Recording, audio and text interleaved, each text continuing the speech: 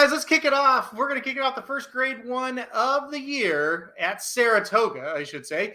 And it's going to be happening on Saturday, race 8 on the card. It's the Diana.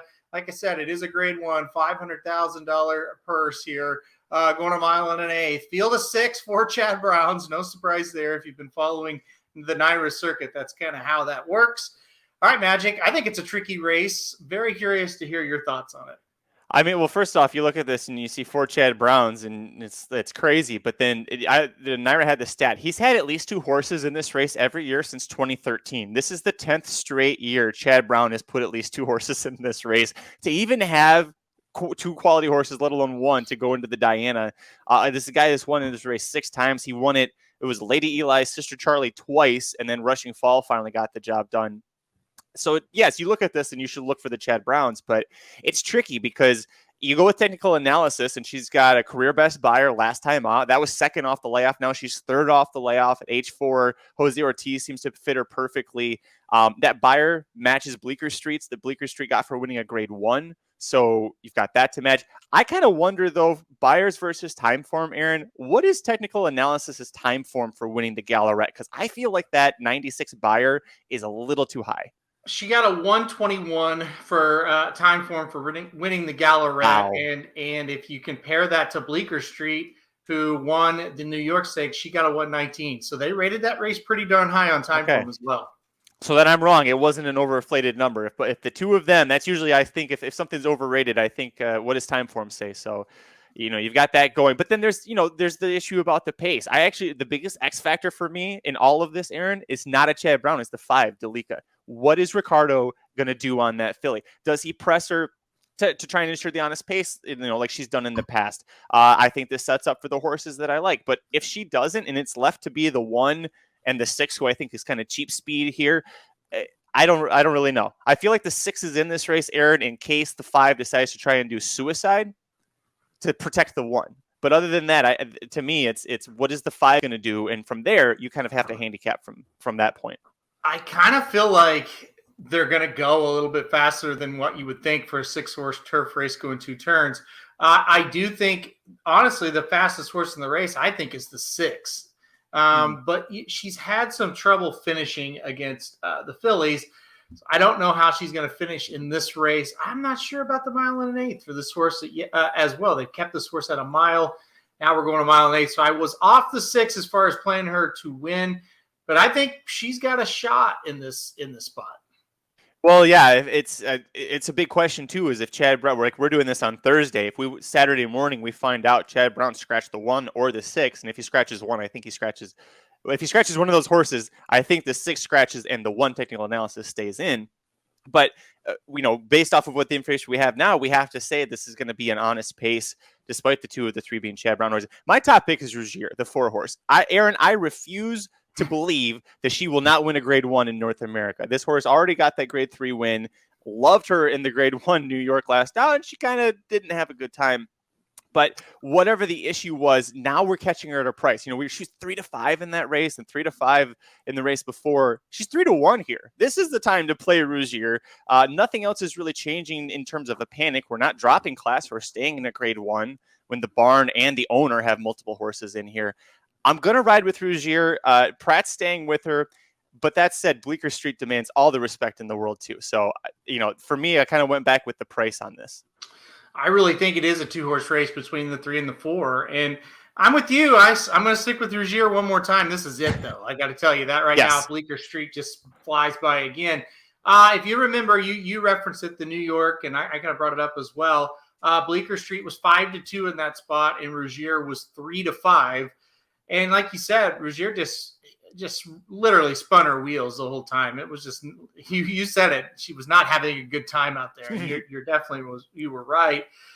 You're right, though. You're going to get a better price here. We thought going into that race, this horse was better. Now, if it was a situation where Bleecker Street wins and Rougier runs 2nd and it was close, you might say, well, Bleecker Street's just a better horse. That was proven. They both fired and Bleecker Street got it done. But the fact that Rougier was 5th in the race just tells me that she, for whatever reason, did not fire whatsoever. I don't think we're putting her back in here if they don't think she's going to bounce back. Chad Brown has 4 horses in the race when you include her. You'd still have 3 if she was out. So to me, it's just like, well, we think she's going to run better. And I think she has to run better than she did last time out. I'm with you. I'm with Rougier. Let's talk about Bleecker Street for a second. It's hard to go against her, though, right? 7 straight wins. This horse is 7 for 7. Yeah, it's crazy. And if you read the DRF article interviewing Chad Brown about Bleecker Street, he's fully honest. And he says, we bought her as a dirt horse. She hated training on the dirt. We put her on turf to train, and she seemed to like it. But at that point, you see she didn't even debut until August of her 3-year-old year.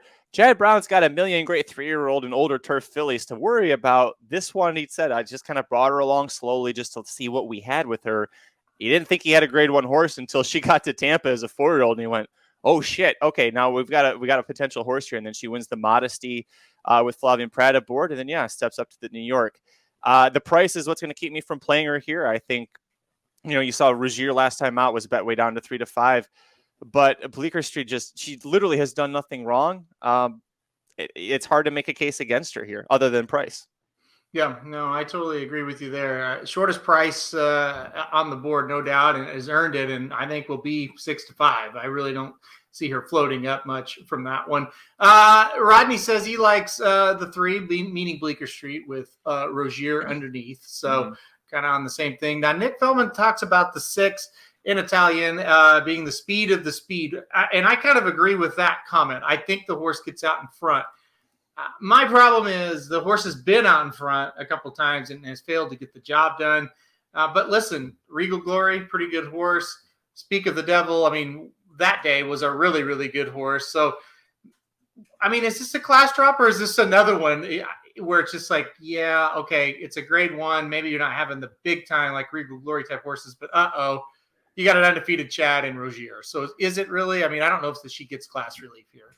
No, this isn't class relief. It'll be interesting. I like that we're trying a different distance. She's never tried 9 furlongs. She debuted at 8.5 her first 2 starts. But if you look at how she's progressed, she's kind of been her greatest stakes races. She gets brought with another horse. So, Speak of the Devil beats her stablemate at Churchill, and then Regal Glory beats her in the Just a Game. Like, she stepped up to a grade 2. So did Speak of the Devil. That was the better horse. She stepped up to a grade 1. So Regal Glory's at grade 1.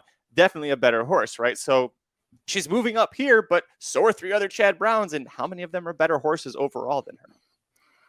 Yeah, that's just the problem. I feel like this horse is almost like pigeonholed in a way. In Chad Brown's barn, she's like the 5th or 6th best one of the fillies.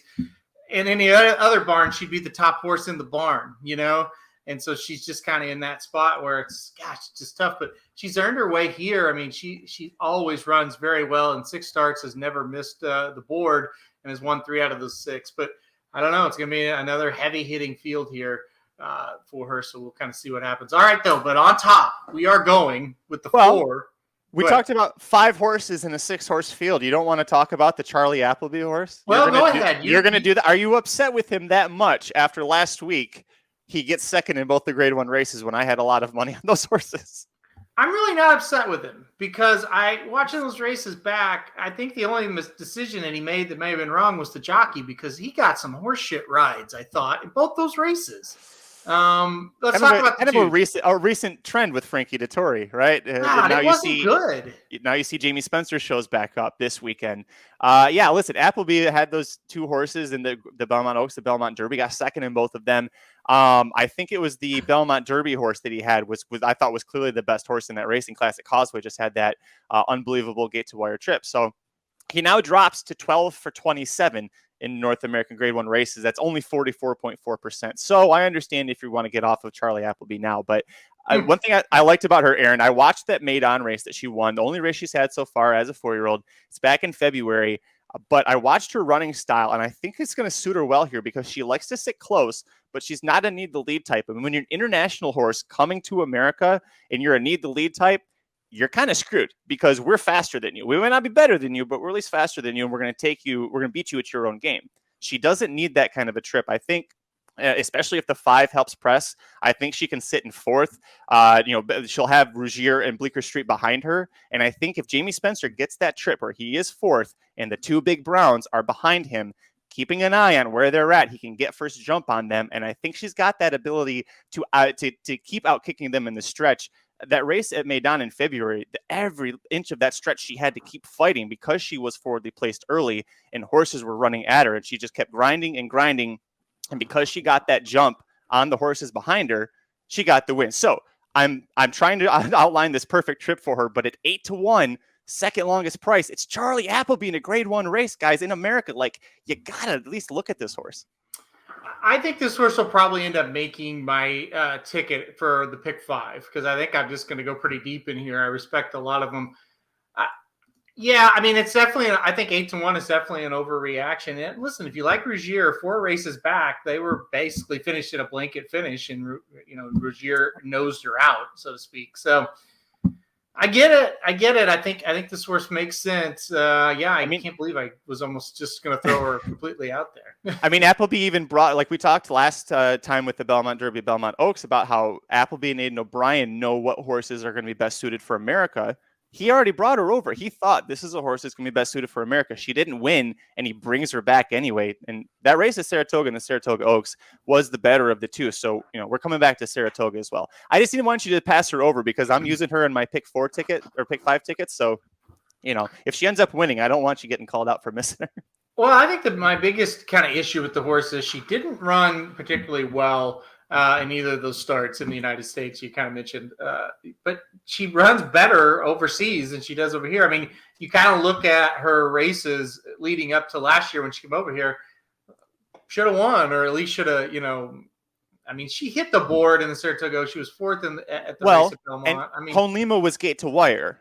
So you have to scratch that off. So basically she was 2nd in that spot because there's no way she was going to catch Honlima. And Higher Truth is a horse that likes to be forwardly placed. So you had Creative Flair, who was 7th, get up to 3rd, getting on the horses at Saratoga.